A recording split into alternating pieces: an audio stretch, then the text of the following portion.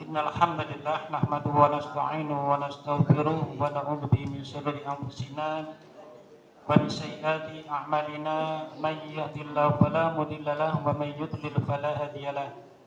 Asyhadu an la ilaha illallah wahdahu la syarika lah wa asyhadu anna Muhammadan abduhu wa rasuluh. Allahumma shalli ala sayyidina Muhammadin wa ala alihi wa sahbihi wa man tabi'a bi ihsanin ila yaumiddin. Rabbi shrah li sadri wa yassir li amri wahlul 'uqdatam min lisani yafqahu qawli. Yang saya hormati insyaallah calon-calon Dayufur Rahman, calon-calon tamu Allah. Alhamdulillah di pagi hari ini Allah izinkan kita berkumpul di sini di Aula Amal Syuhada dalam rangka kita mempersiapkan diri kita untuk mencari bekal dalam nanti kita menjadi tamu-tamu Allah Ta'ala. Karena sesungguhnya ketika kita akan menunaikan suatu amal ibadah, ilmu itu adalah hal mutlak. Adalah hal mutlak. Jadi ibadah seseorang tidak akan diterima tanpa adanya ilmu. Maka ilmu ini adalah suatu keniscayaan. Dan mudah-mudahan kehadiran kita di sini ini betul-betul menambah wawasan kita, menambah pengetahuan kita, menambah ilmu kita, sehingga kita semakin taqarrub, mendekatkan diri kepada Allah dengan menyiapkan diri sebaik-baiknya. Dan Allah berikan kepada kita kemampuan untuk terus berthalabul ilmi,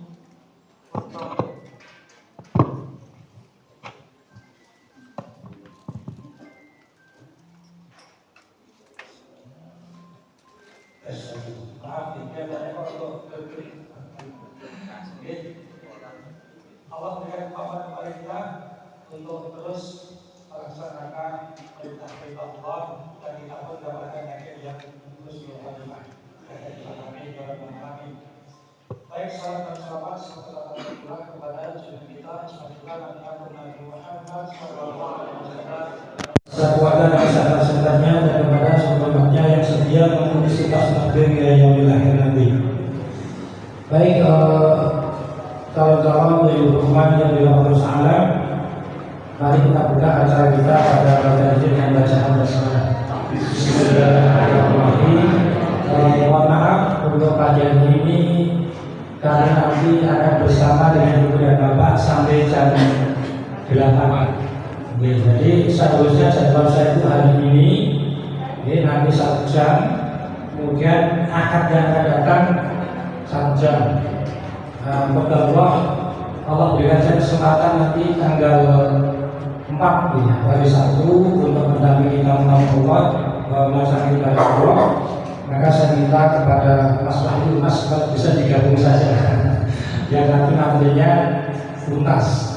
Jadi memang di awal suara ini ada biro-biro yang lagi dan alhamdulillah ini sudah banyak sekali mengangkatkan jamaah untuk berumroh. Maka monggo nanti tidak ada teman saudara yang akan melaksanakan ibadah umroh bisa bersama dengan amal syuhada. Oke, baik. Pagi ini kami diminta memberikan materi mengenai doa rangkaian tawaf. Betul ya? Doa rangkaian tawaf. Kemudian doa di rukun yang lain, hajar aswad, muntasyar, dan doa selesai tawaf. Baik, Ibu dan Pak, saya berdiri saja di kesannya lebih nyaman. Kalau duduk itu biasanya jadi ngantuk. Sebelumnya kita berlatih dulu. Hari labbaik Allahumma labbaik, labbaik Allahumma labbaik, labbaik la syarika laka labbaik, labbaik la syarika laka labbaik, innal hamda wan ni'mata laka wal mulk la syarika laka.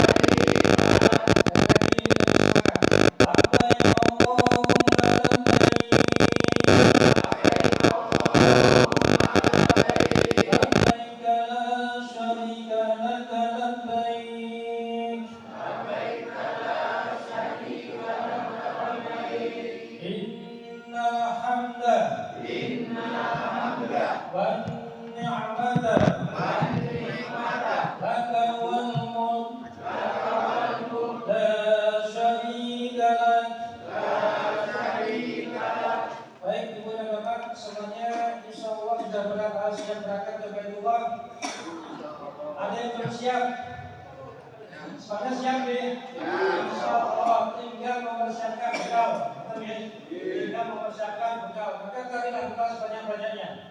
Dan sebaik bekal adalah apa? Takwa. Ada nggih?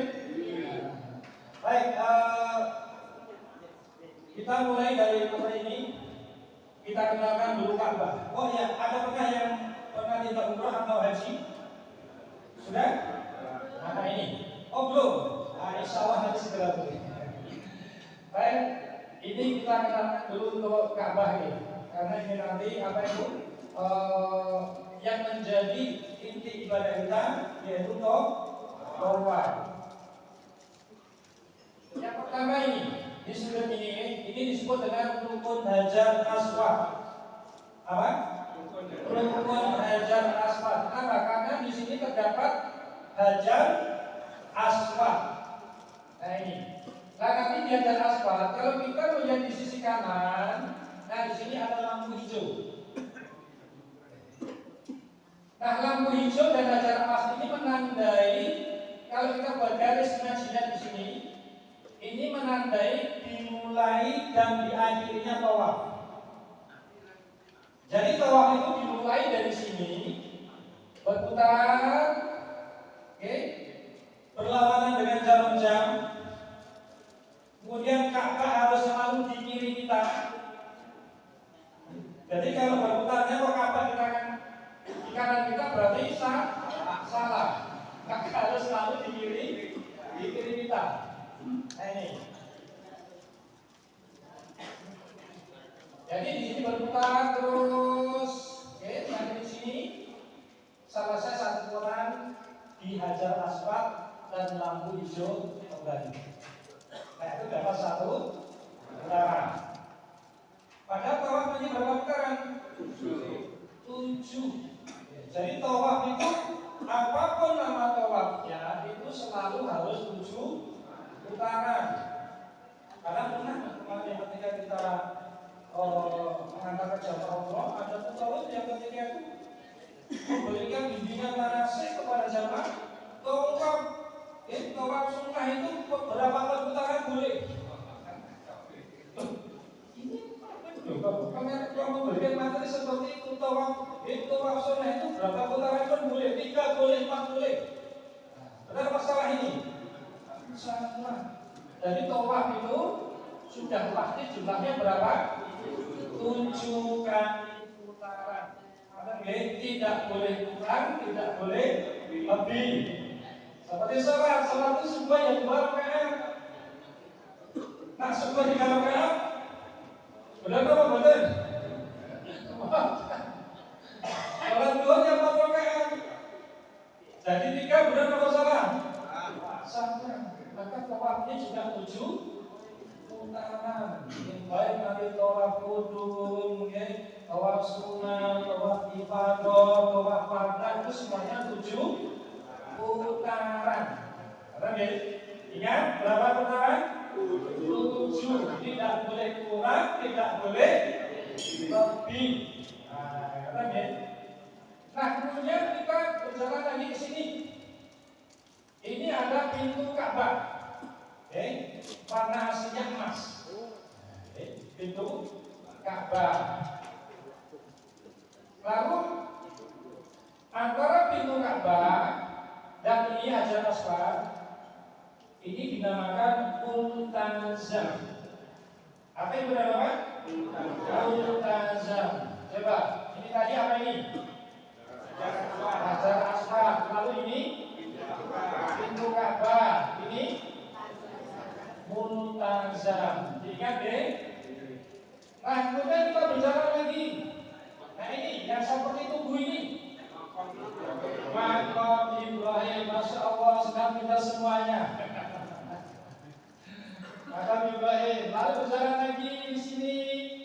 Ini ada sudut yang dinamakan rukun Iraki, yaitu sudut yang mengarah pada negeri mana? Irak. Jadi ini arahnya ke Irak. Lalu ke sini lagi ini ada yang setengah lingkaran ini. Nah, apa namanya? Hijir Ismail.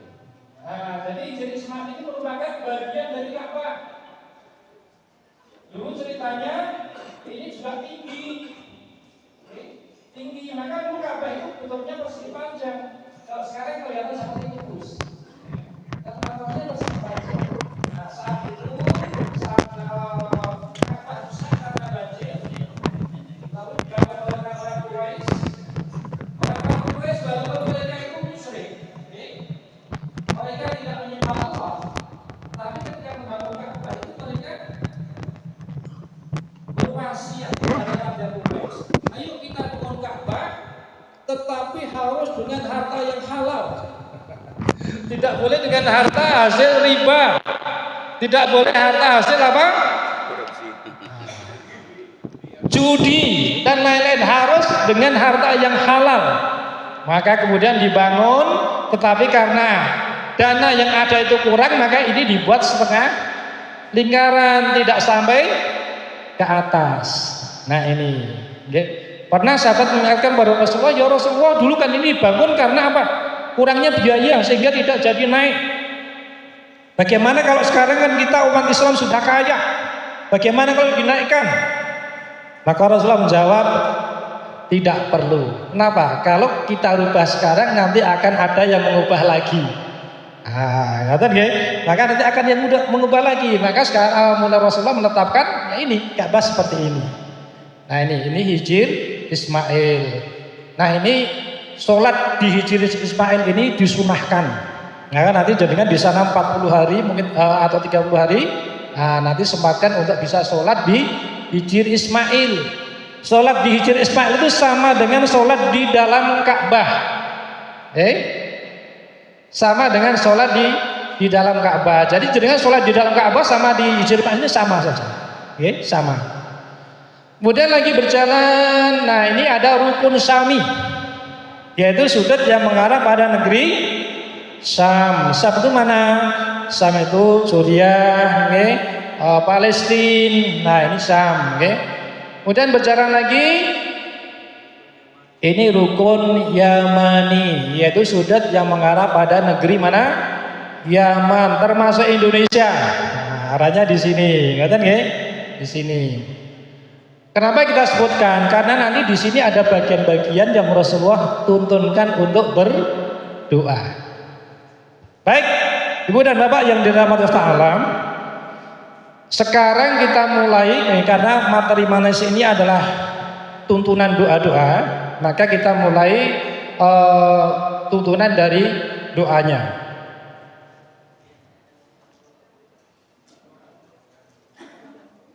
Nah, yang pertama kita akan mempelajari ini, doa untuk akan tawaf. Nah, karena tugas saya ini Pak.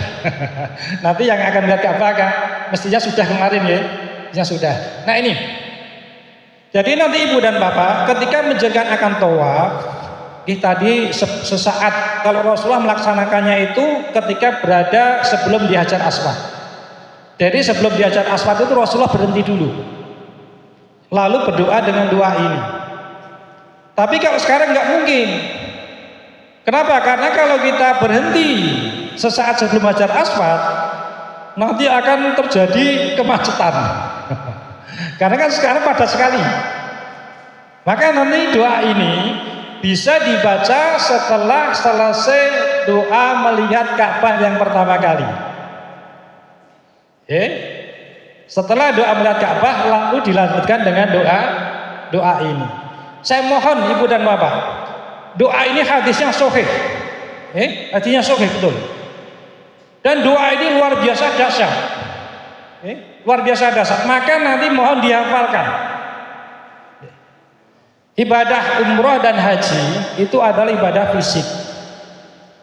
Jadi doa itu nomor 2. Jangan tawaf 7 putaran mendel mawon ora berdoa, ora zikir tawaf sah. Jenengan sa'i mendel mawon, saine sah, mabrur. Nggih, jenengan wukuf meneng mawon sah. Jenengan sa'i meneng mawon sah. Mungkin kondur dapat predikat haji mabrur bin bisu. Napa? Mabrur bin bisu. Tapi kan karena ini tempat-tempat yang ijabah, maka doa-doa ini sangat perlu. Oke? Nah ini, doa ini betul-betul luar biasa dahsyat. Maka nanti satu doa ini mohon dihafalkan. Coba kita bareng-bareng. Allahumma imanan bika wa tasdiqan bi kitabika wa wafa'an bi ahdika wattiba'an di sunnati nabiyyika Muhammadin sallallahu alaihi wasallam. Sampun hafal? Dereng. Nggih, kita ulang lagi.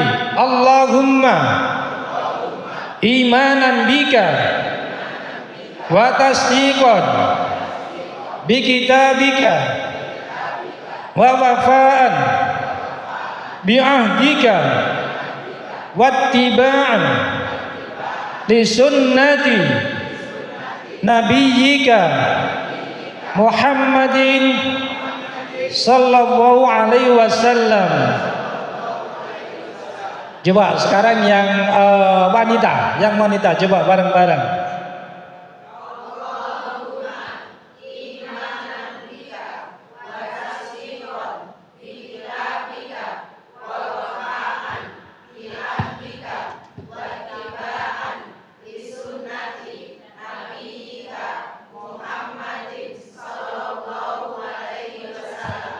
Masya Allah, semuanya sudah hafal kita ini. Sekarang yang laki-laki monggo. Ampun ganti kalah ini. 1, 2, 3. Mendel mawon. Monggo ayo.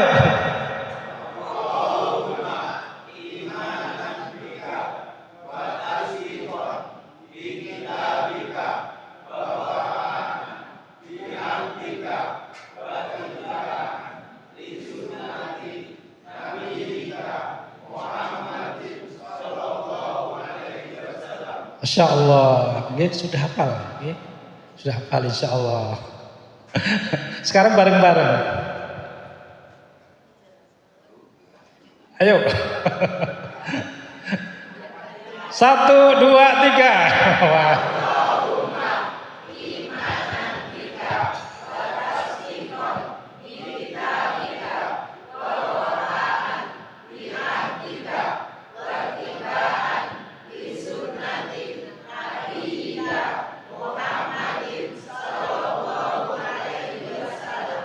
Sekali lagi sekarang merem.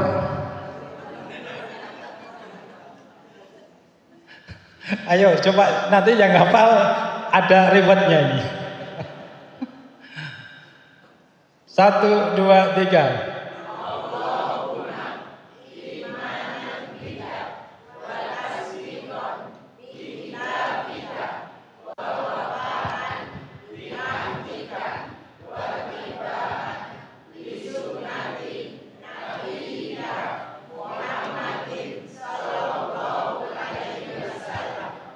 Baik, nggak jadi ada ribet ini karena banyak yang lirik ini. Baik, kenapa doa ini sangat dahsyat? Coba kita urai sebentar ini. Allahumma, ya Allah, imanan bika. Aku tawaf ini karena apa? Karena aku iman kepada Engkau. Ya Allah, aku datang jauh-jauh dari Indonesia. Harus antri berapa tahun? Berapa tahun Ibu dan Bapak? Berapa? 9 tahun? 11? 14? Subhanallah. Ya Allah, aku mau ke sini nih antrinya 14 tahun ya Allah. Antrinya 14 tahun. Itu pun saya harus menabung untuk mendapat porsi, dan sekarang untuk lunasi ini saya juga harus jual-jual sesuatu. Leres boten? Ada sebagian seperti itu kan? Untuk lunasi harus jual ini, mungkin harus mencari ke sana kemari untuk pelunasan. Dan ya Allah, sekarang aku ini datang ke Baitullah. Aku penuhi panggilanmu, dan ya Allah aku akan tawaf ini semata-mata karena engkau, bukan karena yang lain, bukan karena aku ingin membuat konten. Loh, sekarang kan banyak, okay? Nah, sekarang banyak, terutama ibu muda. Sing penting buat konten. Rasulullah, saya kesini bukan mau selfie, saya bukan mau healing, tapi saya ini datang ke sini karena semata-mata imanku kepada engkau. Di sini ada pelurusan niat ibu dan bapak. Oke?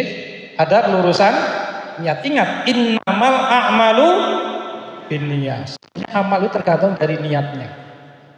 Maka kita luruskan di sini. Allahumma imanan bika, wa tasdiqan bi kitabika. Dan ya Allah, aku ini akan selalu membenarkan kitabmu. Kita apa? Al-Quran dan Al-Hadis. Aku akan benarkan ya Allah, aku beriman dengan kitabmu. Ada deklarasi di sini. Deklarasi di sini. Kemudian wafaan bi ahdika. Dan ya Allah, engkau akan selalu memenuhi janjimu. Maka ya Allah, di dalam kitabmu yang aku imani tadi, engkau sebutkan di situ, di antaranya ud'uni astajib lakum. Berdoalah kepadaku, wahai hamba-hambaku, pasti akan aku kabulkan. Leres benar? Leres nggih? Al-Qur'an menyatakan seperti itu. Ud'uni astajib lakum. Berdoalah kepadaku, pasti akan aku kabulkan. Maka ya Allah, tadi engkau sampaikan bahwasanya engkau akan memenuhi janjimu. Maka ya Allah, ketika tawaf nanti aku akan berdoa. Aku akan berdoa. Dan itu akan aku tagih ya Allah. Akan aku tagih janjimu. Bahwasanya engkau akan mengabulkan doa-doa. Insyaallah, doa yang luar biasa. Maka tadi saya pesan, saya pesan doa ini dihafalkan. Karena ini ada janji antara kita dengan Allah. Seperti dalam salat kita membaca iyyaka na'budu wa iyyaka nasta'in. Dan kita membaca itu, Allah sampaikan kepada kita, ini adalah antara aku dan hambaku. Maka akan aku penuhi apa permintaannya. Sama seperti ini. Ini adalah antara janji kita dengan Allah. Kita berjanji mengimani seluruh kitab Allah, dan kita juga menagih janji Allah bahwasanya Allah akan tidak melupakan janjinya. Masya Allah. Wattiba'an li sunnati nabiyika Muhammadin sallallahu alaihi wasallam. Dan ya Allah, mulai saat ini aku berjanji ya Allah, akan mengikuti sunnah-sunnah dari baginda Rasulullah Muhammad sallallahu alaihi wasallam. Maka kabulkan doa-doaku ya Allah. Maka nanti pada saat tawaf itu banyak sekali doa-doa yang kita panjatkan. Kata nggih? Coba sekali lagi. Allahumma imanan bika wa tasdiqan bi kitabika wa wafa'an bi ahdika wattiba'an li sunnati nabiyyika Muhammadin sallallahu alaihi wasallam. Bismillah, apal. Kata ya. Nah ini, kemudian setelah ini, ibu dan bapak tadi sampai di mana? Sampai di rukun Hajar Aswad. Terbayang ya tadi rukun Hajar Aswad ya. Maka ketika sampai di rukun Hajar Aswad, ini kita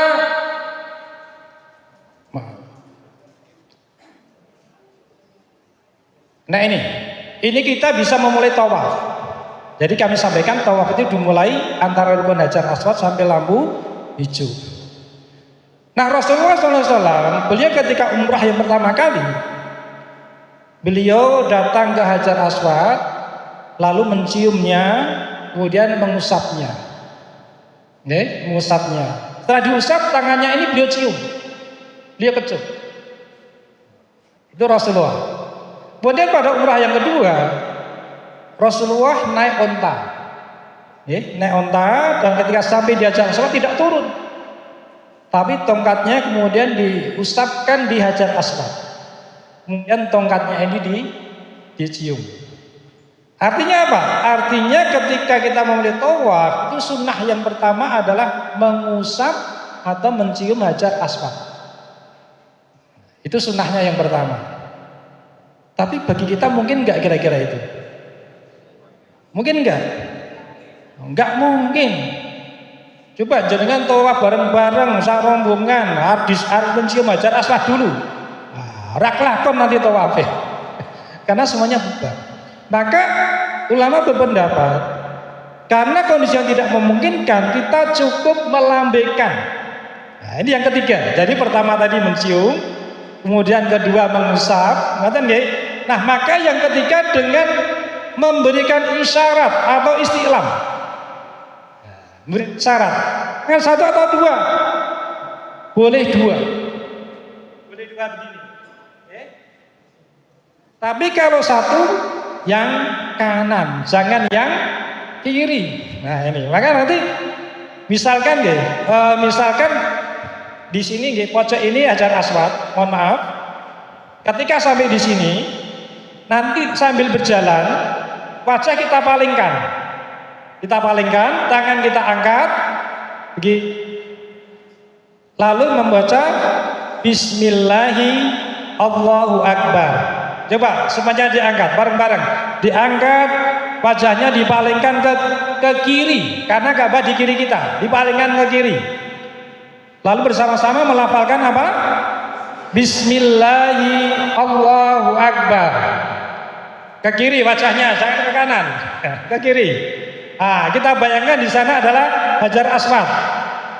Bareng-bareng. Bismillahi Allahu Akbar. Karena kita tidak menyentuh, maka tidak usah dikecup. Katakan nggih?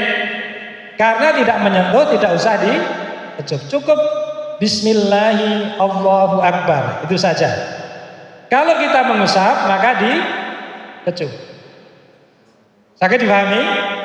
Nah, kemudian setelah ini kita dituntunkan doa antara Hajar Aswad sampai makam Ibrahim. Ini hadisnya sahih. Ya, hadisnya sahih. Nah, doanya apa?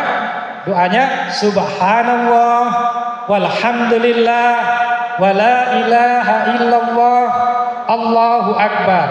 Siapa nafal? Ternyata gampang nih. Coba bareng-bareng.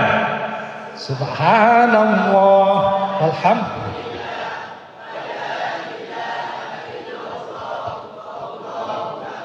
Sekali lagi.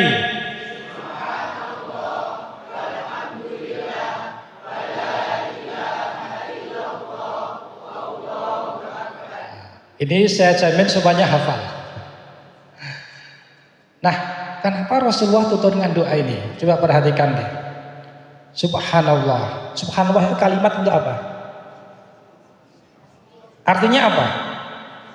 Maha suci Allah. Artinya kalimat untuk meninggikan Allah. Kenapa? Karena banyak orang-orang yang merendahkan Allah. Dalam Al-Quran disebutkan, orang-orang Nasrani mengatakan, wa qalu takhadallahu walada. Dan mereka orang-orang Nasrani mengatakan bahwasanya Allah itu memiliki anak. Loh, itu kan berarti merendahkan Allah. Masa Allah yang menciptakan kita, dikatakan Allah itu memiliki anak. Kalau memiliki anak berarti sama dengan makhluk. Itu kan merendahkan sekali. Orang-orang Yahudi mengatakan Uzair itu anak Allah. Padahal dalam Al-Ikhlas Allah sebutkan bagaimana? Lam yalid walam yulad. Allah tidak berputra dan tidak diputrakan. Nah, Allah mengajari kita bagaimana kalau ada orang yang merendahkan Allah. Ayat yang berikutnya, wa qalu takhadallahu walada. Allah tuntun kita, subhanah. Maka jawablah, Maha suci Allah. Allah kan mengajari seperti itu. Jadi ketika ada orang yang merendahkan Allah, maka kita menjawab subhanah, subhanallah, Maha suci Allah. yang disifati seperti itu. Nah, sekarang ini banyak orang yang dia salah dalam mengucap. Melihat ada seorang anak kecil, dia apa-apa karena aktif, apa-apa dirusak, apa-apa dirusak, pelayan sana rusak ini, karena numpahkan ini lagi. Lalu ibunya atau neneknya mengatakan, Masya Allah kok nakali kok yang ngono. Bener apa mboten? Harus kita bedakan ucapan Masya Allah. Masya Allah itu apa? Masya Allah itu kagum. Kagum. Kagum akan ciptaan Allah, kagum akan sesuatu, sehingga dalam kata Masya Allah itu ada doa. Ya Allah, betul-betul ini luar biasa, dan terus tetapkan nikmat itu. Dan terus tetapkan apa? Terus langgengkan kondisi seperti ini. Nah, kalau kita mengatakan anak kita yang nakal, cucu kita yang nakal, Masya Allah, berarti ya Allah betul-betul indah itu. Dan terus jadikan anak kami itu nakal. Maka banyak yang salah. Maka ini bisa katakan subhanallah, bisa astagfirullah, Maha suci Engkau ya Allah. Nah, Allah, yang jadi PR, kadang itu kita tidak terasa juga sering merendahkan Allah. Laras apa mboten? Laras mboten? Allah kan sudah sering memerintahkan kepada kita. Ketika kita dipanggil untuk sholat, kadang kita malas-malesan. Banyak malasnya atau banyak tidaknya? Banyak malasnya atau banyak tidaknya? Itu panggilan Allah loh itu. Allahu Akbar, Allahu Akbar. Aduh, adem banget ini. Sik. Tak terus sik sedilit. Engko yen ngenteni komat wae. Urip komat kok. Kata sapa napa mboten sing ngoten? Ada. Mriki wonten nggih? Wonten. Wis komat. Sik telat-telat sak rakaat ra apa-apa. Delale bablasan. Wis jam 6. Artinya apa? Kita masih sering merendahkan tanpa sadar itu. Maka ketika kita mengucapkan kalimat subhanallah, itu hati kita menangis sebenarnya. Ya Allah, saya sering merendahkan Engkau ya Allah, belum sering memenuhi panggilanmu, masih sering abe akan perintahmu ya Allah, padahal perintahmu itu kan yang mati. Maka ya Allah, ampunilah aku ya Allah. Ampuni aku. Dalam hati kita beristighfar. Lisan kita mengucapkan kalimat subhanallah, hati kita beristighfar karena masih sering mengabaikan Allah. Dan alhamdulillah, kalimat alhamdulillah. Kalimat alhamdulillah itu kalimat apa? Untuk mensyukuri nikmat Allah. Mensyukuri nikmat Allah. Nah, faktornya apakah kita ini sudah menjadi hamba-hamba yang pandai bersyukur? Padahal Allah, ancaman Allah jelas, la in syakartum la azidannakum wa la in kafartum inna adzabi lasyadid. Seperti itu kan? Sesungguhnya kalau engkau tidak bersyukur, sungguh azabku sangat pedih.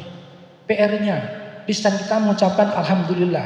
Tapi apakah kita itu merasa sudah menjadi hamba Allah yang pandai mensyukur nikmat Allah? Yang sederhana saja ibu dan bapak. Ibu-ibu di rumah pakaiannya berapa lemari? Jawab dengan jujur. Berapa lemari ibu dan bapak? Ibu-ibu. Kalau bapak saya yakin nggak seperti bapak itu udute. Ada 2 lemari? Ada. Oh, boten wonten. Alhamdulillah. Masih kurang nggak itu? Masih kurang. Nanti saya yakin ketika di sana jadinya ada 100 Jokowi 100, Jokowi 100, Prabowo 100. Apa ya itu ditawarkan 100.000. Saya yakin nanti akan semuanya akan memborong. Padahal di rumah sudah hanya. Dan semua pakaian itu belum dipakai untuk sholat, belum dipakai untuk ke pengajian, belum dipakai untuk masjid. Padahal semua itu besok akan dihisab. Leres betul? Semuanya akan dihisab. Itu artinya apa? Artinya kita belum bisa mensyukuri yang Allah berikan kepada kita, tapi kita masih terus minta, merasa kurang. Saya yakin Bapak juga demikian. Oke, punya motor satu, pengen motor yang lebih baik. Oke, dikasih yang lebih baik. Dulu mungkin Yamaha 75 itu ya. Masih ingat nih? Lalu pengen Astrea pengen lagi apa? Supra sekarang pengen lagi apa? Oh pengen setelah itu punya roda 4. Nah, roda 4 masih kurang lagi. Pengen roda 6. Seperti itu.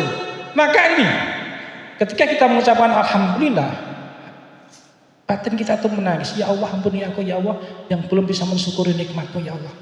Ampunilah aku padahal semuanya itu akan dihisab. Maka hati kita beristighfar. Ngoten nggih? Alhamdulillah. Wala ilaha illallah Allahu akbar. Kalimat la ilaha illallah adalah kalimat yang sangat dirindukan setiap umat Islam, setiap orang yang beriman. Kenapa? Karena Rasulullah sampaikan, siapa yang akhir hidupnya mengucapkan kalimat la ilaha illallah, maka dia dakhulal jannah, dia akan masuk ke dalam surga.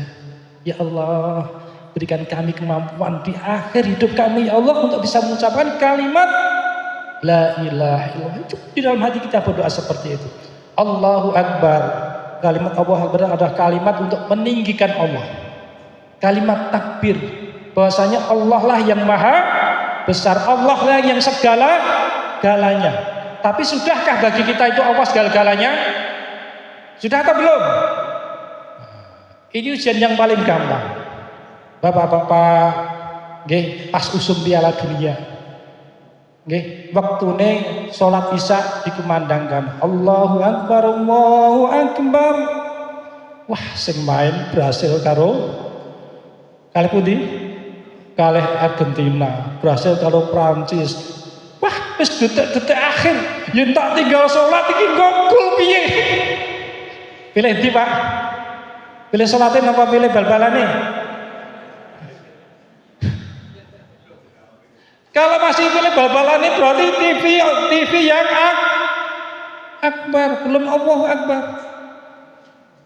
Ibu-ibu yang seneng drama Korea, waduh, kok adzan to yo durung rampung iki piye iki.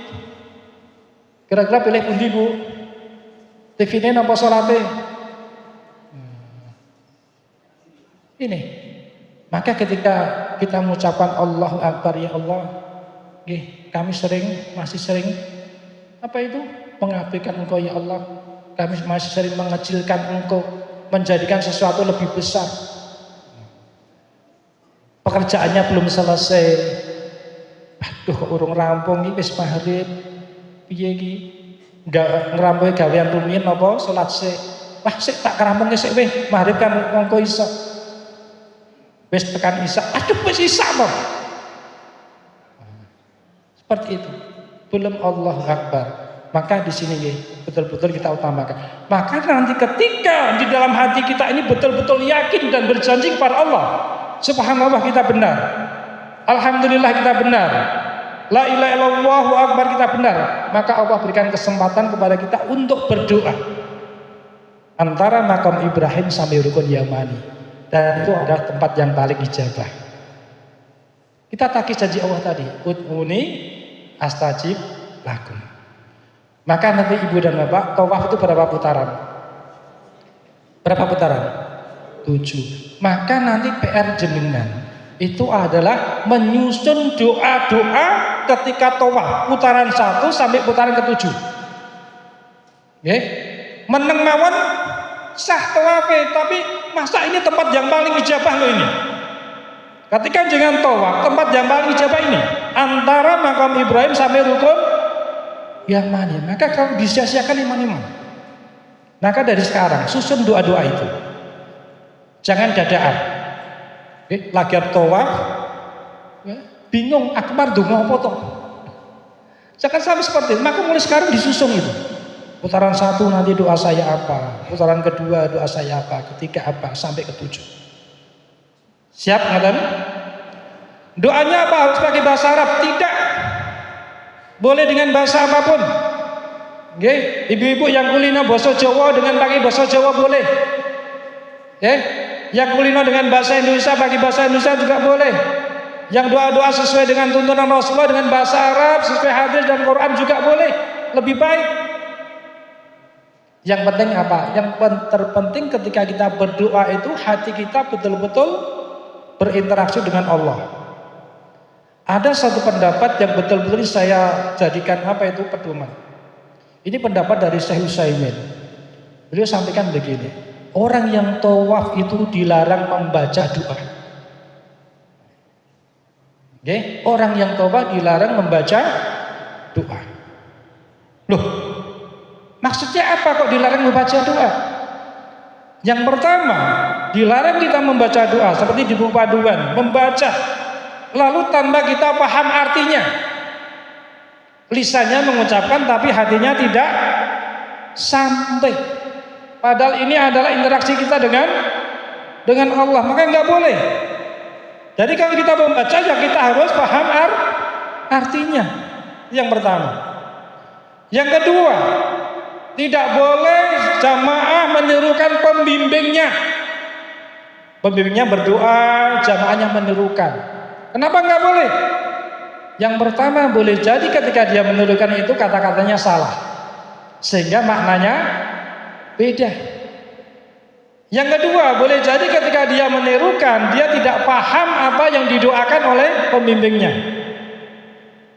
Saged dipahami? Contoh yang bagus. Suami dia tawaf dengan istrinya. Suaminya betul bahasa Arab. Dia berdoa, istrinya mengaminkan. Doanya itu kurang lebih artinya begini, ya Allah, kami tawaf ini betul-betul dengan hati ya Allah, maka kabulkan doa kami ya Allah, untuk nanti sepulang dari umroh, dari haji ini saya bisa tambah istri satu lagi. Istrinya nggak paham mengamini, amin. Wah, loh, bapak kemudian. Maka apa? Doa itu harus dari hati kita. Maka nanti susun yang baik doa itu. Nah, saya punya engkerengan begini Bu dan Bapak. Nanti boleh dipakai, boleh tidak. Ketika kita tawaf, ketika kita berdoa, maka salah satu syarat doa itu adalah kita sudah diampuni oleh Allah supaya doa kita terkabul. Maka yang pertama kali supaya kita diampuni oleh Allah itu dengan membaca apa? Istighfar. Istighfar artinya apa? Ketika doa pertama kali pada tawaf itu kita berdoa untuk diri kita sendiri dengan banyak memohon ampunan kepada Allah. Kan berbanyak istighfar, astagfirullahaladzim. Mungkin dengan sayyidul istighfar, induknya istighfar, Allahumma anta rabbi la ilaha illa anta khalaqtani wa ana abduka, dan seterusnya. Atau la ilaha illa anta subhanaka inni kuntu minadh dhalimin. Setelah memperbanyak istighfar lalu sampaikan hajat panjenengan kepada Allah. Apa yang menjadi keinginan, apa yang menjadi cita-cita, apa yang menjadi visi ke depan itu sampaikan kepada Allah di sini. Ini adalah tempat yang sangat ijabah. Maka putaran pertama ini kita selesaikan dengan berdoa untuk diri kita sendiri. Sakit dipahami? Kemudian putaran yang kedua, saya mau bertanya kepada Ibu dan Bapak, kira-kira orang yang paling berhak kita doakan itu siapa? Siapa? Orang tua. Orang tua kita ada dua, Ibu dan Bapak. Siapa yang paling berhak kita pekteni?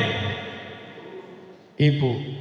Kenapa? Karena sahabat bertanya kepada Rasulullah, ya Rasulullah, siapakah orang yang paling berhak aku bekteni ya Rasulullah? Maka Rasulullah menjawab, siapa? Ibumu. Ibumu. Lalu ibumu. Setelah itu ayahmu. Maka nanti putaran yang kedua ini doakan ibu kita. Doakan ibu kita. Coba sebelumnya saya ingin Mas kesannya jenengan dengan ibu bagaimana? Kesan jenengan dengan ibu Anda? Ibu adalah sudah banyak memberikan, berkorban ya segalanya untuk mendidik dari lahir sampai dewasa tanpa menghitung berapapun yang sudah dikeluarkan untuk saya. Sungguh banyak sekali jasa ibu dan tidak mungkin kita bisa membalasnya ya dengan apapun. Untuk itu saya mohon kepada Allah untuk memberikan kebaikan. Semoga Allah menjaga melindungi ibu dan juga selalu panjang umur dan sehat selalu. Ampun. Satu lagi Bapak yang di depan, sebelahnya, sebelah panjangnya. Sampaikan pesan Anda dengan ibu. Almarhumah ibu, saya paling nggak bisa kalau bicara tentang ibu, karena ibu adalah segalanya buat saya. Terima kasih.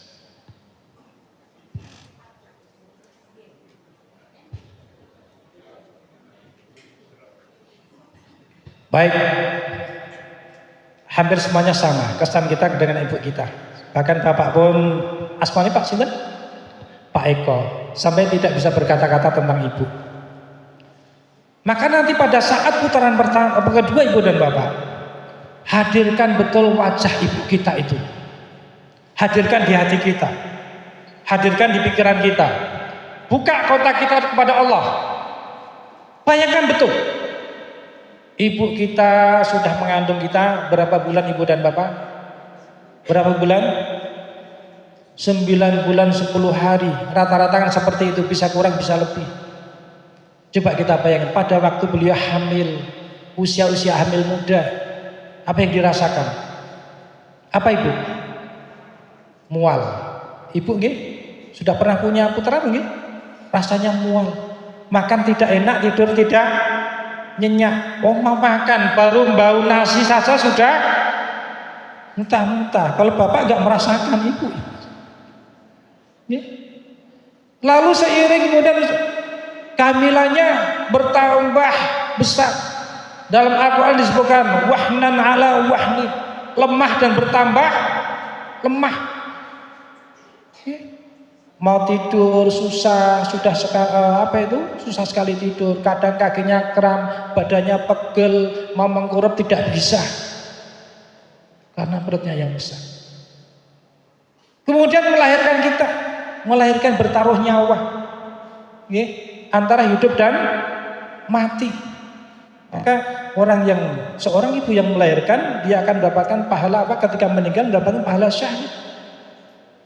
Itu baru melahirkan, kemudian menyusui kita selama 2 tahun. Selama 2 tahun menyusui kita. Selama menyusui kita masih kecil, kadang ibu malam kurang tidur karena kita ganggu, ya. Siang juga kurang tidur karena harus bekerja, urusan rumah tangga. Kadang bapaknya masih mengganggu. Ya. Kadang ketika kita mungkin masih kecil itu, ya, ibu baru makan enak-enaknya sudah capek. Nah, anaknya buang kotoran. Seperti itu ibu. Maka bayangan betul. Itu pun ketika kita besar, kita belum bisa membalas jasanya, bahkan sering menyakiti. Allah SWT. Coba bayangkan, kita pasti sering menyakiti ibu enggak? Kita sering membohongi. Itu. Padahal Allah sampaikan wala taqul lahum uff.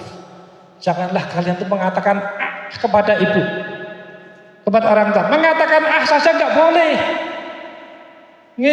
Apalagi membentaknya, apalagi membuatnya menangis. Siapa yang dulu sering membuat menangis ibu? Ngaku coba. Maka ibu dan bapak, saat ini saat putaran tawaf yang kedua, betul-betul ini adalah sebagai sarana untuk membalas ibu. Doakan dengan doa yang terbaik. Kalau ibu tadi sudah tidak ada, doakan Allahumma firli wali walidayya warhamhuma kama rabbayani shaghira. Doa yang sangat diharapkan oleh ibu kita. Karena seorang ibu, dia tidak akan mengharapkan kepada anaknya itu apa? Kekayaan, enggak mengharapkan. Yang diharapkan adalah bagaimana seorang anak birrul walidain, bagaimana seorang anak merawatnya ketika hari tua. Maka yang kita doakan adalah ya Allah, bila kepadanya kasih sayang sebagaimana orang tua kami mengasihi pada waktu kami masih masih kecil. Itu betul, bayangkan wajah ibu itu. Juga ridho Allah tergantung pada ridho orang tua. Katakan nggih? Nah, kemudian putaran ketiga, setelah ibu siapa lagi yang perlu kita doakan? Bapak kita. Maka putaran ketiga itu doakan bapak kita. Seorang bapak tidak kalah perannya untuk kita daripada seorang ibu. Dalam setiap susuan air ibu yang diberikan kepada kita, di situ ada jerih payah seorang ayah yang dia kadang harus mencari nafkah, menjadikan siang menjadi malam, malamnya dijadikan apa? Kaki menjadi kepala. Coba kita ingat, mungkin bapak kita ketika kita minta SPP untuk sekolah, le urung enek iki le duwite le. Wes, nggih Pak. Pertama kali dijawab mungkin kita sabar. Kemudian kedua kali kita minta urung enek iki le. Mungkin kita jadi agak piye gitu. Dijawab lagi ketiga, belum enek iki le piye ya. Mungkin kita jadi marah. Akhirnya apa? Bapak kita harus mumpung nyari utangan. Benar gak itu? Dia abaikan rasa malunya. Dia gadekan harga dirinya. Nah sekarang apa balasan kita kepada bapak kita? Ada kisah. Ini kisah nyata. Ada seorang laki-laki yang ketika itu datang ibunya ke rumahnya. Dia datang. Ibu ki wis kentekan beras, wis kentekan minyak, nggih. Arep bayar listrik pada durung enek nih. Aku jilid sik duite 300.000 ya. Kita sebagai seorang anak harusnya bagaimana, Pak?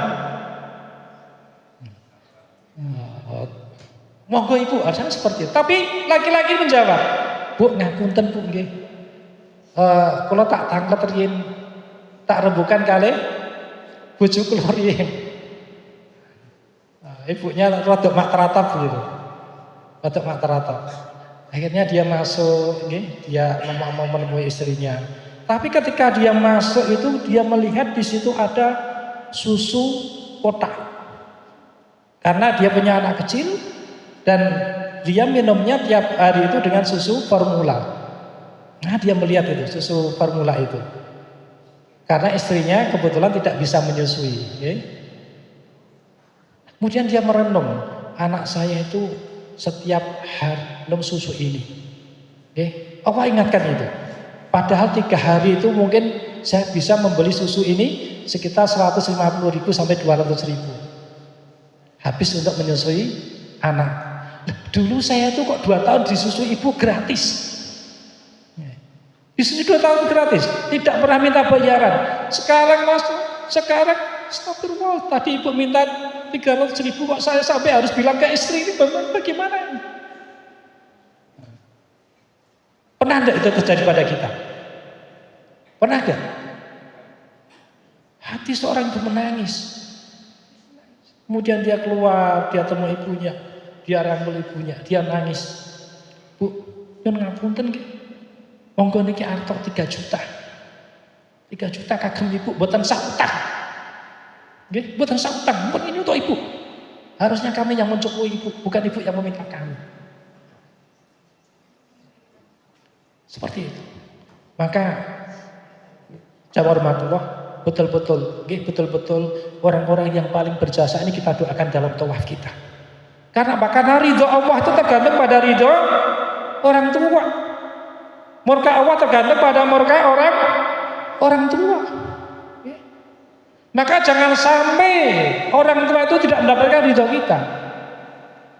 Tidak mungkin seseorang yang dia walaupun sudah berhaji, sudah umrah berkali-kali, sedekahnya banyak, tilawah Qur'annya bagus, anak-anaknya hafal Qur'an, sholat waktu 5 waktunya bagus, tahajudnya bagus, tetapi ketika dia bermasalah dengan orang tuanya, Rasulullah katakan dia tidak akan masuk ke dalam surga. Tidak akan masuk ke dalam surga. Maka ketika panjenengan masih punya orang tua, silaturahim pada mereka, ziarahi mereka, rangkul dirinya, cium pipinya, minta maaf kepada mereka, mintalah ridhonya pada mereka. Kalau masih ada, kalau tidak ada bagaimana sambung silaturahim dengan teman-temannya, dengan saudaranya. Doakan mereka, ya, doakan mereka, mohon ampunkan kepada Allah, mohon ampunkan kepada Allah. Itu adalah salah satu mencari ridho mereka. Dan mudah-mudahan kita betul-betul menjadi anak-anak yang birrul walidain, anak-anak yang soleh, anak-anak yang mendapatkan ridho dari kedua orang tua kita. Karena sesungguhnya tua kita itu adalah pintu surga bagi kita. Ibu pintu surga bagi kita, ayah pintu bagi surga bagi kita. Ngoten nggih? Nah itu yang tadi berapa? Ketiga ini. Sekarang yang keempat, siapa lagi yang berhak kita doakan? Pasangan kita. Istri kita, suami kita. Ingat ketika kita menikah, yang mendoakan kita bagaimana doanya? Semoga mendapatkan sakinah, mawaddah, warahmah. Maka harapannya apa? Harapannya kita ini ketika menikah dengan istri atau suami, kita terus berbahagia di dunia dan besok bisa berkumpul di jannahnya Allah Subhanahu wa taala. Maka seorang suami dan istri harus saling mensupport, harus saling mendukung. Termasuk ini, doakan doa-doa terbaik untuk istri atau suami kita. Coba semuanya tangannya begini. Tangannya semuanya, lalu ditautkan. Dan yang tengah ditekuk begini. Yang ini jari tengah ya, ditekuk begini. Kemudian ujung jari ditautkan. Nah, kita ibaratkan ibu jari ini, ya, ibu jari ini adalah orang tua kita. Coba kita lepas, semuanya dilepas. Bisa nggak? Bisa. Artinya apa? Artinya orang tua kita itu akan membersamai kita sampai nanti kita sampai mereka dipanggil oleh Allah, lalu akan lepas dengan kita. Balas. Nah, kemudian yang telunjuk ini adalah saudara-saudara kita. Kita lepas. Artinya apa? Saudara-saudara kita itu juga akan lepas dari kita ketika mereka punya urusan masing-masing. Balas. Nah, kemudian ini, jari manis. Jari manis. Ini adalah istri kita, atau suami kita. Coba kita lepas. Bisa nggak? Bisa nggak? Artinya ini akan berpisah ketika kita sudah apa? Meninggalkan dunia ini. Di dunia harus selalu bersama. Kemudian dari kelingking, ini adalah anak kita. Bisa dilepas nggak? Mereka akan terlepas dari kita ketika mereka sudah punya keluarga masing-masing. Artinya kita tinggal maka ini pentingnya suami dan istri. Harus selalu bersama, harus selalu sepakat boleh? Sepakat. Suami atau istri itu adalah orang yang paling tahu diri kita. Oke? Kita yang paling tahu seberapa buruknya istri kita, seberapa banyak kekurangannya. Kita yang paling tahu. Jenengan yang paling tahu seberapa brengseknya suami jenengan, atau seberapa baiknya suami jenengan. Oke? Seberapa bagaimana kelakuan suami jenengan, jenengan yang paling tahu. Tapi toh sampai sekarang jenengan masih tetap bersama. Artinya apa? Walaupun mereka tahu kelemahan kita, walaupun mereka tahu kejelekan kita, tetapi kita akan terus berusaha untuk apa? Membersamai. Maka apa yang menjadi kekurangan mereka itu doakan kepada Allah. Ya? Ketika suami kita mungkin menderita sakit, doakan supaya Allah berikan kesembuhan. Ketika suami kita sedang sulit ekonominya, doakan supaya Allah berikan rezeki yang barokah. Sama suami doakan istrinya. Apa yang menjadi problemnya doakan. Maka di situ saling apa? Saling support. Itu saling support. Itu yang keberapa tadi? Keempat. Nah, kemudian yang kelima, siapa lagi yang perlu didoakan? Anak-anak kita, insyaallah anak-anak kita. Oke, Ibu dan Bapak, anak-anak kita itu adalah investasi bagi kita. Betul investasi. Maka jangan iman terhadap anak-anak. Jangan iman terhadap anak-anak. Tentang apa? Tentang pendidikan, tentang tarbiyah. Jangan sampai iman-iman. Apa yang kita punya, maka berikan untuk ilmu anak kita. Imam Malik, ibu dan bapak. Imam Malik ketika dia belajar, dia itu menghabiskan dana 30.000 dinar. Ya, 30.000 dinar. Pinten kira-kira niku? Nak sak dinar ini kurang lebih 4 juta. 4 juta kali 30.000, berapa miliar itu yang dihabiskan untuk menjadi seorang Imam Malik. Dan banyak yang seperti itu. Kadang kita itu menyekolahkan anak-anak kita ke sekolah Islam aja enggan. Ini sekolah Islam itu bayarnya larang. Seperti itu. Padahal di sana kan mendapatkan pendidikan yang terbaik, mendapatkan pendidikan agama. Maka anak-anak kita itu hendaknya kita didik dengan baik. Kalau kebetulan anak kita sekolah di sekolah negeri, ya sorenya diikutkan di pendidikan diniyah, di TPA. Paling tidak kita yang ngajari ngaji. Saya berpesan betul ketika jenengan punya putra, ketika punya cucu, jangan sampai dibiarkan anak-anak jenengan itu belajar Fatihahnya itu orang lain yang mempelajari. Hal ini harus oportunis kita. Saya yang mengajari cucu saya mengajari anak saya. Kenapa? Karena bacaan Al-Fatihah itu akan selalu dipakai pada waktu sholat. Minimal sehari 17 kali. Maka ketika itu dilafalkan oleh anak kita, maka kita akan dapatkan pahala yang mengalir ke sini. Maka mari kita siapkan anak kita itu dengan bekal yang baik. Oke? Anak-anak kita adalah investasi. Ketika kita di dunia mempunyai anak yang soleh dan soleh, seneng gak? Seneng gak? Punya anak yang soleh dan solehah, birrul walidain, seneng gak? Seneng. Dunia seperti surga. Anak-anak akan memuliakan orang tuanya. Tapi kalau anak kita nakal, ahli maksiat, kita susah enggak? Susah. Dunia seperti neraka. Oke. Ada sebuah kisah begini, ibu dan bapak. Ada sebuah kisah. Ada seorang laki-laki yang dia masih mempunyai seorang bapak, dan bapaknya itu sudah jumbo. Oke, jumbo. Sudah pikun. Kadang sudah diberi makan, bilang belum makan. Kok aku yang nyuruh maam toh, padahal nambah 1,5 jam mau maam. Dia juga sudah tidak bisa apa-apa, ngebrok di situ, pipis di situ, di situ, ngebrok. Kadang lupa. Nah kemudian istrinya ini usul kepada suaminya,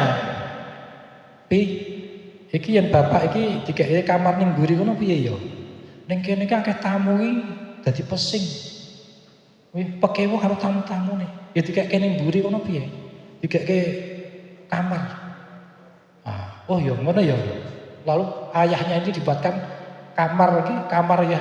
Kalau katakanlah wis kaya kelas kandang di situ di belakang. Nah, ketika hari berjalan, ayah ini melihat anaknya menggambar rumah. Cah bagus, gambar apa? Oh ini ini besok rumah saya seperti ini. Wah bagus rumahnya ya. Iya bagus pi. Bapaknya melihat, kok ini di belakang ini ada rumah kecil, jelek ini apa ini? Oh ini rumahnya papi besok, kan sekarang papi menaruh bapak itu masih di sana. Maka besok papi itu rumahnya juga di sini. Artinya apa? Artinya anak ini mendapatkan pendidikan yang tidak baik. Dan dia akan mencontoh apa yang dilakukan orang tuanya. Maka ibu dan bapak, doakan yang terbaik untuk anak-anak kita. Problemnya anak kita itu apa? Paling tidak kita panjatkan kepada anak kita itu apa? Rabbi ij'alni muqimas shalah wa min dzurriyyati Rabbana taqabbal du'a. Ya Allah jadikanlah aku dan anak turunku menjadi orang-orang yang senang mendirikan sholat, karena sholat adalah kunci segalanya. Ngaten nggih? Jadi doakan anak-anak kita. Itu yang kelima. Kemudian yang keenam. Orang keenam. Siapa? Saudara-saudara kita. Nggih, saudara kita. Terutama saudara-saudara sekandung, serahim. Kenapa? Karena kita ini diminta oleh Allah, diminta oleh Rasulullah untuk terus menjaga silaturahim. silaturahim, yaitu menjaga persaudaraan antara saudara-saudara kita sekandung, serahim, itu yang utama. Maka orang yang dia memutus silaturahim, Allah haramkan baginya masuk surga. Dan sesungguhnya doa-doa yang kita panjatkan itu akan kembali kepada kita. Maka doakan teman-teman kita, saudara kita itu dengan doa-doa yang terbaik. Kalau mereka masih banyak hutang, doakan supaya hutangnya lunas. Kalau mereka sakit, kita doakan supaya sembuh. Kalau mereka belum dipanggil ke Baitullah, Allah belum berikan izin, kita doakan supaya mendapatkan izin ke Baitullah. Dan sesungguhnya doa yang terbaik itu adalah doa yang ketika kita doakan itu tidak tahu kalau kita doakan. Dan itu semuanya akan kembali kepada diri kita. Itu yang keenam. Dan yang ketujuh, siapa lagi? Tadi saudara sudah. Maka yang ketujuh itu, doakan orang-orang yang berjasa kepada kita, siapapun itu, mempunyai peran yang bagus pada kita. Tempat kita bekerja, guru kita, mungkin orang yang pernah menolong kita, doakan, balas dengan doa terbaik. Lalu juga doa-doa titipan. Saya yakin jenengan nanti akan banyak doa titipan. Nggih, bahkan mungkin doa ini jenengan kalau doa titipannya kayak doa titipannya. Maka sampaikan kepada Allah. Loh, bagaimana ini masih banyak sekali itu belum selesai itu. Dijamah, ya Allah, ya Sami, ya Alim. Engkau yang maha mendengar, Engkau yang maha mengetahui, ya Allah. Ya Habib, Engkau yang maha teliti, ya Allah. Kabulkanlah semua orang-orang yang telah menitipkan doa kepadaku. Kabulkan semuanya ya Allah tanpa kecuali. Karena mungkin saking banyaknya doa. Selesai. Nah itu. Kata nggih. Jadi kita ulang. Putaran pertama kita doakan siapa? Kemudian yang kedua, ketiga, keempat, suami atau istri. Kelima, keenam, ketujuh, kedelapan. Oh, sampai 7 dok ya. Nggih. Jadi itu. Ini hanya acuan Ibu dan Bapak nggih. Hanya acuan. Tidak baku. Monggo nanti bisa dimodifikasi sendiri. Karena doanya itu bebas. Nah, loh, di buku bimbingan ada doanya itu bagaimana? Putaran pertama satu gini, putaran kedua begini, ketiga begini. Nggih, monggo dibaca. Monggo dibaca. Kalau hafal bagus. Tapi saya nyarankan seusia jenengan ora usah ngapalke wae. Mungkin ngapalke malah ndak dino mungkin betul saged sare ngombe paramek, ngunjuk paramek, malah ora sedo tindak kaki. Ngoten nggih. Nah, jadi doa ya apa yang kita hajatkan itu nggih, itu silakan nanti disampaikan kepada Allah. Itu nggih di bimbingan itu ada acuan. Wong sing bingung arep ndonga apa, ora duwe bahan ya maca kuwi. Tapi kalau punya bahan doa lebih baik dengan doa kita sendiri. Lebih utama. Ngoten nggih? Walaupun dengan bahasa Indonesia atau dengan bahasa apapun yang kita kuasai karena Allah itu Maha tahu. Nggih, Allah Maha tahu. Jangan arep nganggo bahasa apa wae Allah itu pirsa. Ngoten nggih? Nah, baik, kemudian setelah sampai di rukun Yamani, oke? Coba kita, ini ada nggih. Monggo kalau mau difoto, difoto ya. Sudah nggih. Ya, monggo kalau mau difoto. Ternyata sudah ditulis di sini.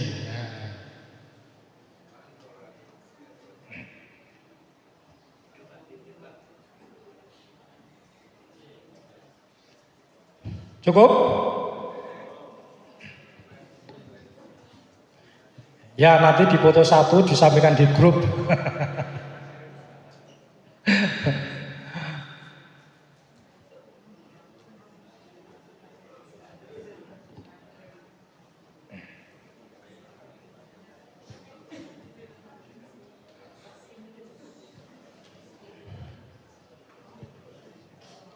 Cukup nggih?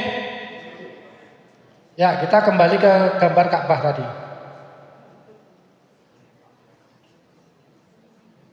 Nah ini.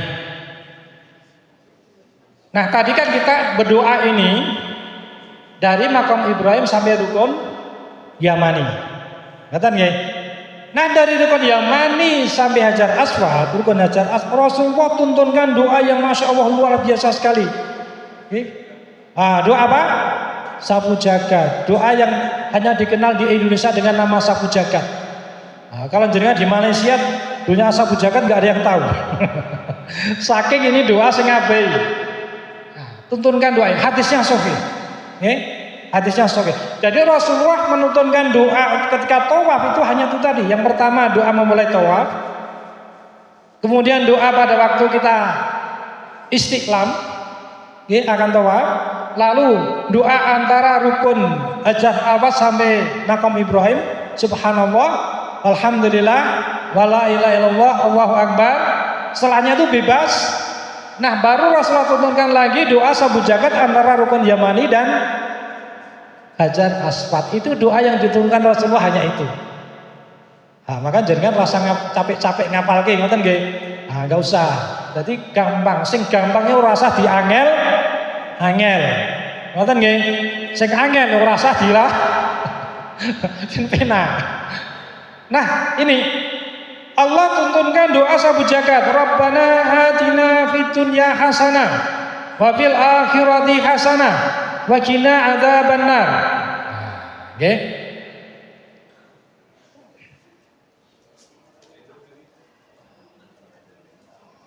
Ini mana tadi?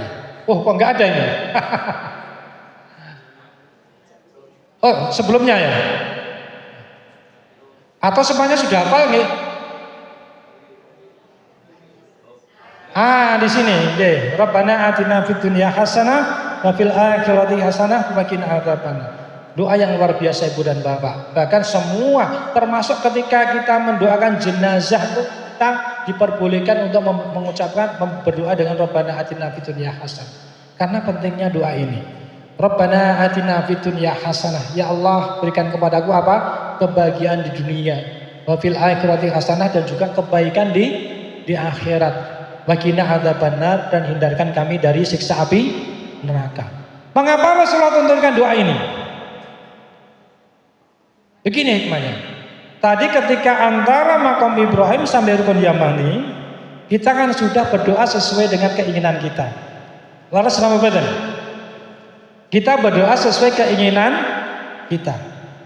Padahal kalau doa yang sesuai dengan keinginan kita itu Allah kabulkan, belum tentu itu baik untuk kita.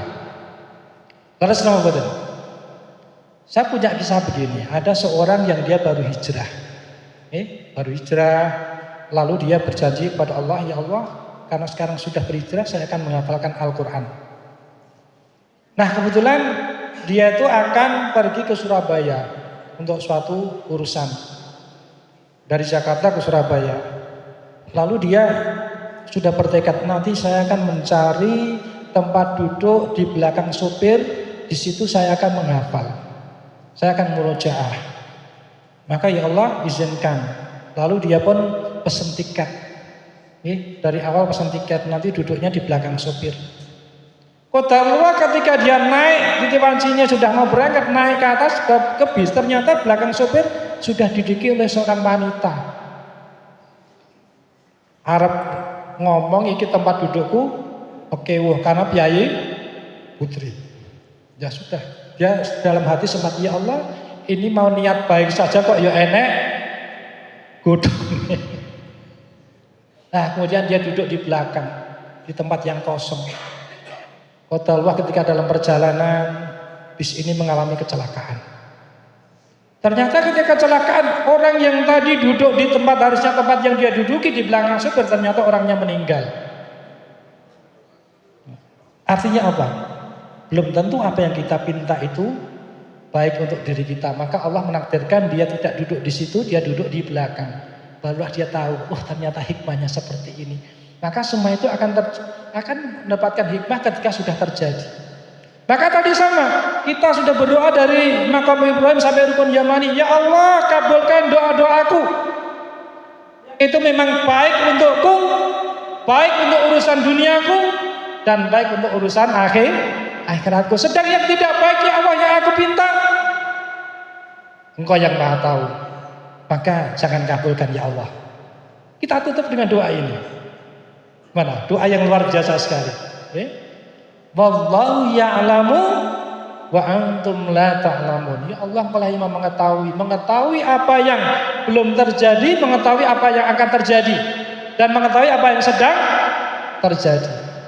Maka kami serahkan kembali kepada Engkau ya Allah. Berikan kepada kami yang terbaik, baik untuk duniaku, baik untuk akhirat. Sakit difahami. Contohnya lagi, Masnya asmane sinten Mas? Mas Zen. Mas Zen masih muda, sukses. Sukses, muda. Dia ketika tawaf berdoa untuk dirinya sendiri, ya Allah, semua itu sudah aku dapatkan ya Allah. Rezeki sudah banyak Kau berikan kepadaku. Anak-anak juga sudah anak-anak menjadi anak yang soleh, sudah Kau berikan kepadaku anak. Cuma satu ya Allah, istri saya kok baru satu. Setelah ini saya nanti minta istri lagi, diberikan istri lagi ya Allah. Doanya dikabulkan oleh Allah. Tapi ketika dikabulkan oleh Allah, apa yang terjadi? Ketika di istri pertama dia dimarah-marahi terus. Kemudian dia lari ke istri kedua, di sana juga dimarah-marahi terus. Akhirnya apa? Tidak pulang, tidurnya di pos ronda. Itu kan berarti tidak baik. Tidak baik. Maka itu tadi kita tutup dengan apa? Doa sabu jagat. Ngaten nggih, saged dipahami. Nggih. Kemudian yang berikutnya nggih. Tadi sudah nih nggih. Bentar.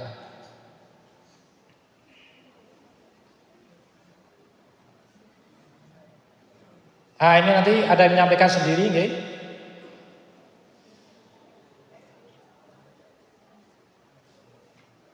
Nah ini setelah selesai tawaf, nanti ibu dan bapak akan menuju ke belakang makam Ibrahim. Nah maka Rasulullah SAW tuntunkan doa ini, sambil berjalan ke makam Ibrahim kita membaca doa wattakhidhu mim maqami Ibrahim musalla, bareng-bareng.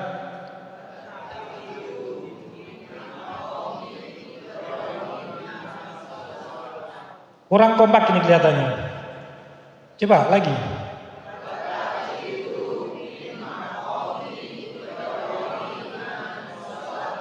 Sekali lagi.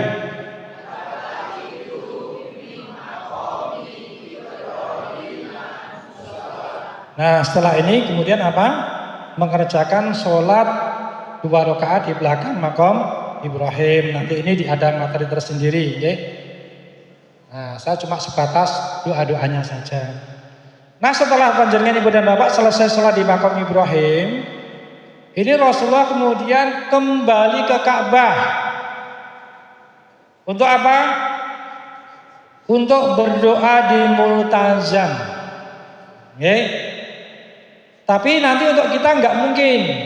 Maka nanti kita berdoa di Multazam bukan selesai tawaf, tapi nanti di mana ada kesempatan. Kalau jenengan selesai tawaf, selesai berdoa di makam Ibrahim lalu kembali ke Multazam, saya yakin jenengan akan terpisah dari rombongan dan juga akan sulit.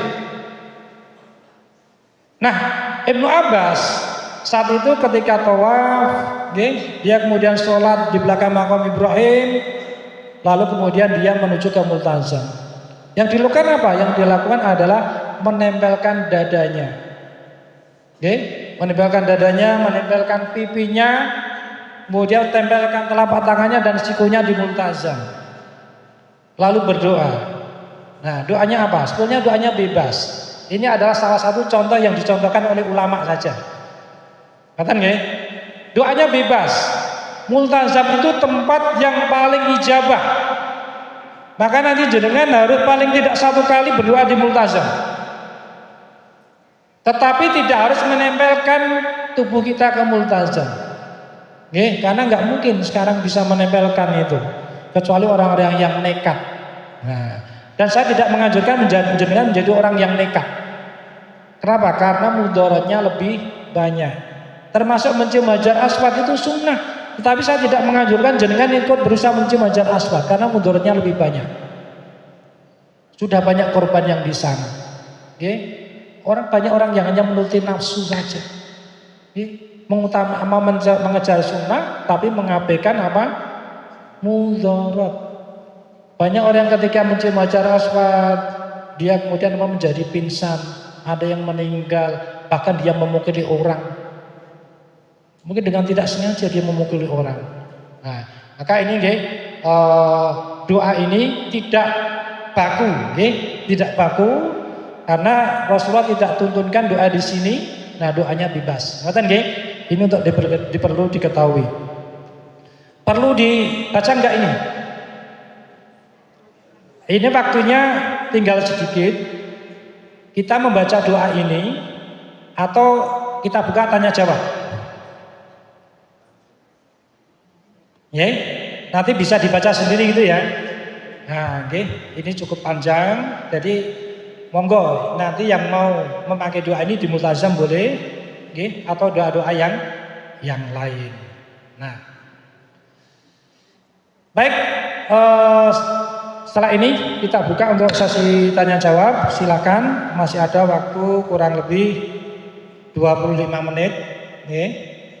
Mana yang belum paham, monggo bisa ditanyakan.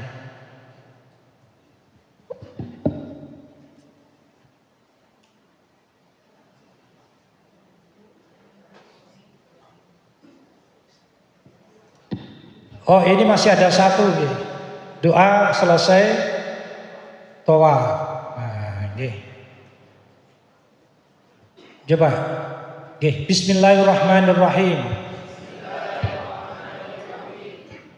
Allahumma ana abduka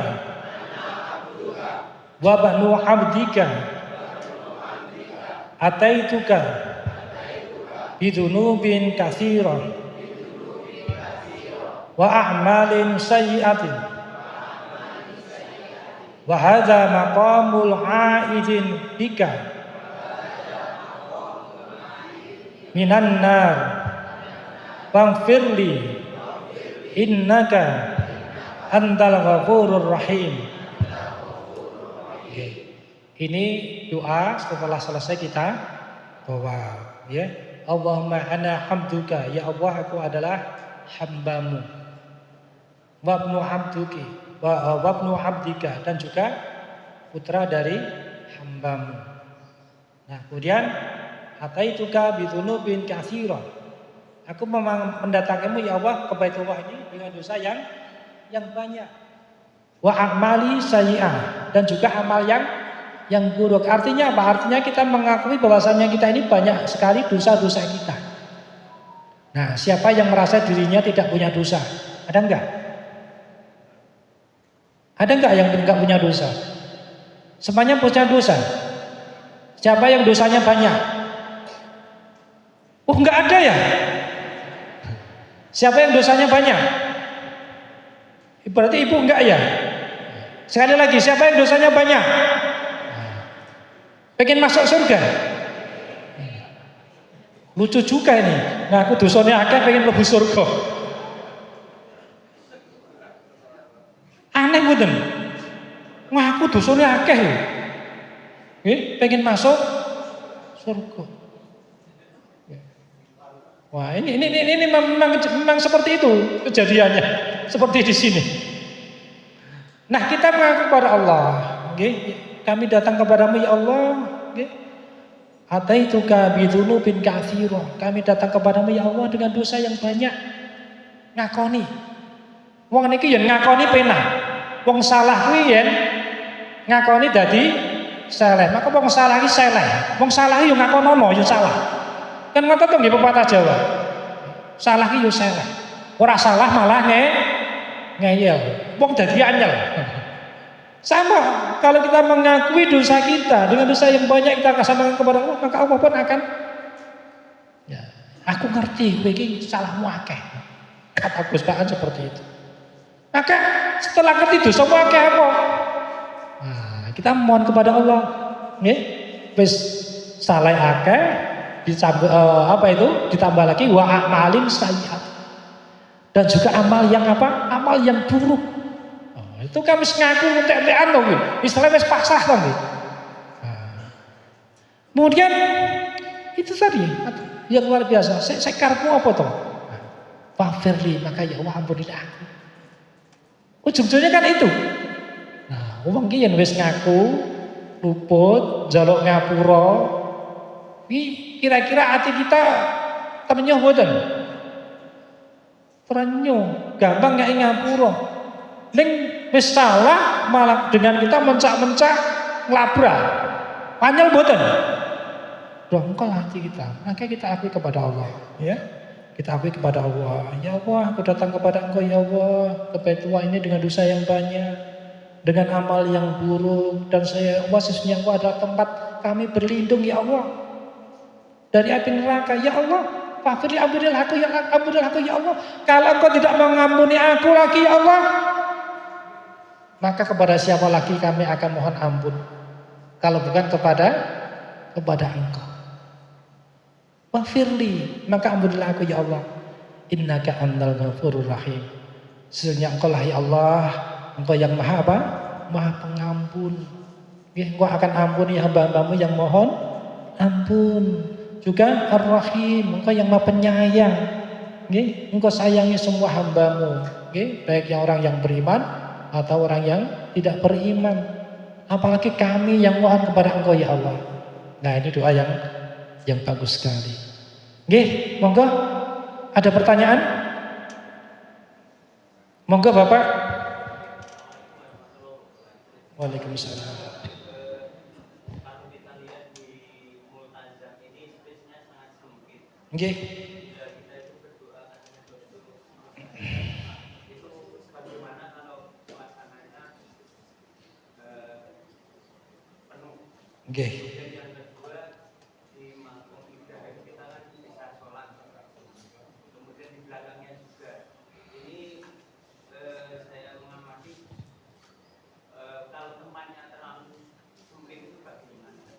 Oke, baik. Yang pertama, untuk berdoa di multazam kan tempatnya sempit, ngoten nggih. Nah, itu kurang lebih 1 meter lebih sedikit.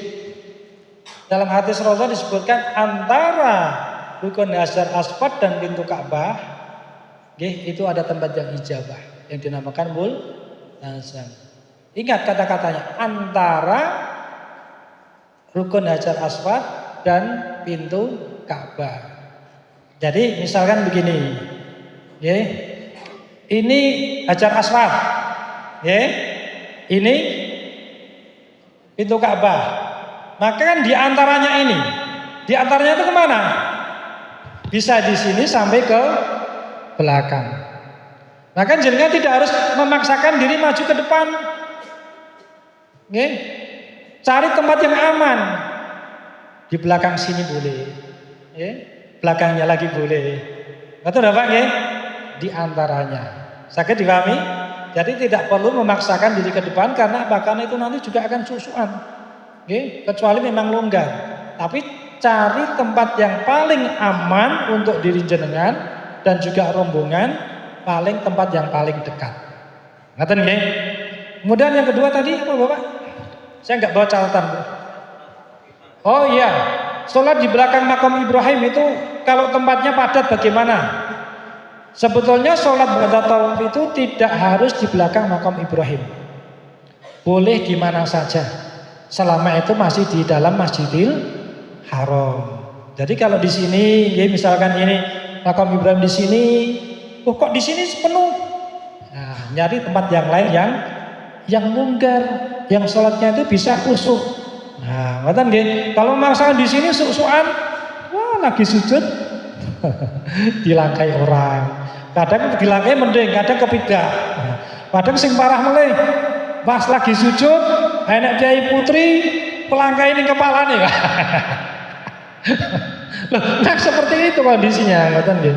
Maka cari tempat yang lapang. Ngoten nggih, ngoten Bapak nggih. Jadi tidak harus pas di belakang makam Ibrahim, boleh di mana saja. Di semua tempat di Masjidil Haram. Oke. Baik, ada lagi? Kalau tidak ada yang tanya itu saya juga bingung nanti. Jadi mudeng apa orang ngoten lho. Nak mudeng kabeh alhamdulillah. Oh ngoten, monggo, monggo.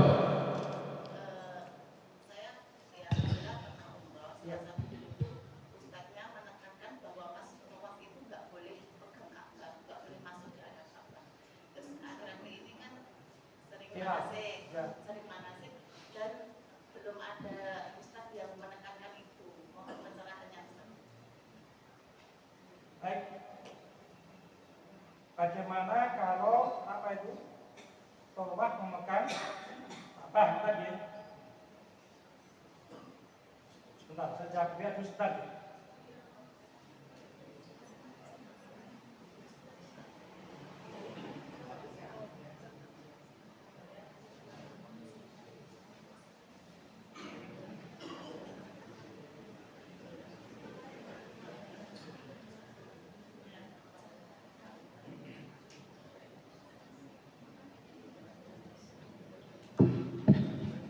Kita tampilkan gambar Ka'bah supaya lebih jelas.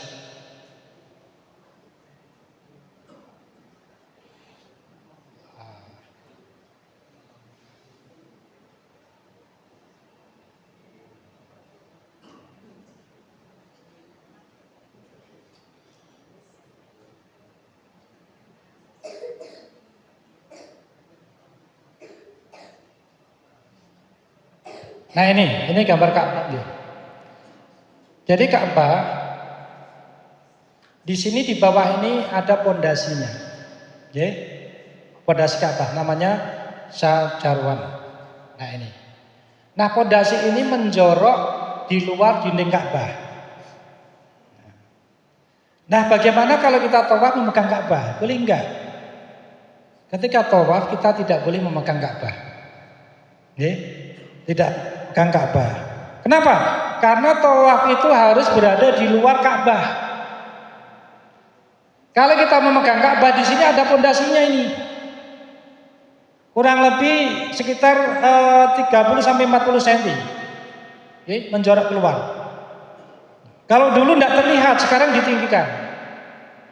Kalau kita memegang Ka'bah, artinya apa? Artinya anggota tubuh kita itu berada di atas pondasi. Berarti kita berada di dalam Ka'bah. Maka tawaf kita boleh enggak? Enggak boleh. Ini yang sering kekeliruan ini. Banyak sekali yang orang ketika tawaf berlomba-lomba memegang Ka'bah. Dikiranya itu menjadi suatu fadilah. Enggak, itu satu larangan. Satu larangan.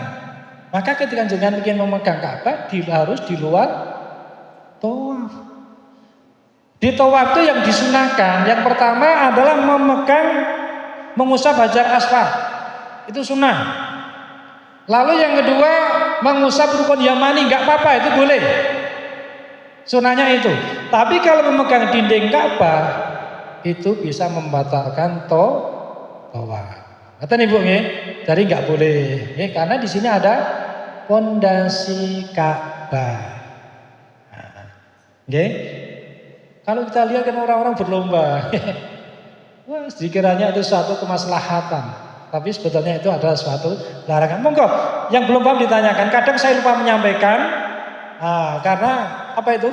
Ya karena lupa tadi. Kalau ditanyakan kan nanti akan terbuka satu persatu. Ada lagi tadi Ibu, cukup itu saja ya. Ya.